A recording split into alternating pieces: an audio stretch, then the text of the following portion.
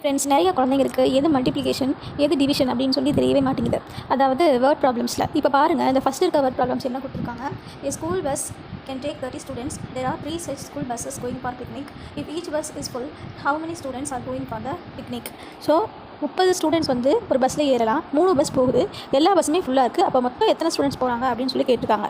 இதில் எது உங்களுக்கு சரியான ட்ரிக்? ஹவு மெனி அப்படின்னு கேட்டிருக்காங்க. அப்போ 30 × 3 எத்தனை பேர் போகிறாங்க மொத்தம் அப்படின்னா 30யும் 3யும் மல்டிப்ளை பண்ணால் 90 ஸ்டூடெண்ட்ஸ் போகிறாங்க அப்படின்றது தெரிஞ்சிருச்சு. இதுதான் மல்டிப்ளிகேஷன். இதே மாதிரி அடுத்த கொஸ்டின் பாருங்கள். Nancy what 4 pencils for ₹32. How much does each pencil cost?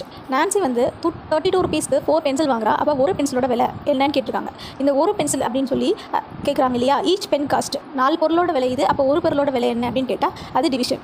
So இந்த பேசிக்கான விஷயங்கள் குழந்தைங்களுக்கு தெரிஞ்சிருந்தால் டிவிஷன் மல்டிப்ளிகேஷன் ஈஸியாக பண்ண ஆரம்பிச்சிருவாங்க. இந்த மாதிரியான ட்ரிக்ஸ் அண்ட் டிப்ஸ் தான் நம்ம ஒர்க் ஷாப்பில் குழந்தைங்களுக்கு கற்றுக் கொடுக்குறோம். மிஸ் பண்ணாதீங்க.